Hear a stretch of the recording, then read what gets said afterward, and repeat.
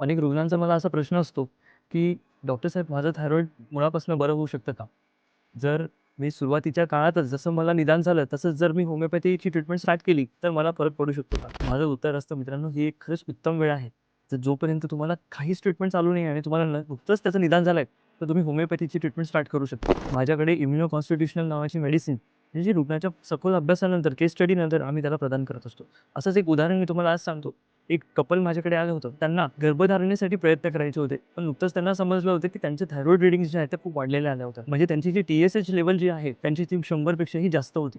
त्याचे मी तुम्हाला रिपोर्ट सुद्धा ह्या व्हिडिओमध्ये दाखवणार आहे. मित्रांनो, ज्यावेळेस ही 100 पेक्षा जास्त रीडिंग त्यांनी बघितली, ते घाबरले आणि त्यांना वाटलं, की कुठेतरी आज आपल्याला थायरॉईडचा समस्या आपल्याला दिसते. म्हणजे हायपोथायरॉईडिझम त्यांना आहे. तर मित्रांनो, ज्यावेळेस ट्रीटमेंट स्टार्ट केली, त्याच्या काहीच दिवसांमध्ये एक 4 ते 5 महिन्याच्या कालावधीमध्ये रुग्णाची जी रीडिंग आहे, आताची रीडिंग त्यांची आहे ही फक्त 3. जे टी-एस-एच जे आहे त्यांची 3 वर आलेलं आहे. टी-एस-एच लेव्हल 100 पेक्षा जास्त असलेल्या रुग्णाचं काहीच दिवसांमध्ये जर 3 वर टी-एस-एच येऊ शकतं, तर ही एक होमिओपॅथीची जादू आहे मित्रांनो. तर जादूमागे खूप मोठं सायन्स त्याच्यामागे दडलेलं आहे. तर मित्रांनो, जर तुम्ही वेळीच इलाज केला, चांगला होमिओपॅथी डॉक्टर तुम्ही निवडत आहात, तर नक्कीच तुमची थायरॉईडमधनं सुटका नक्कीच आहे.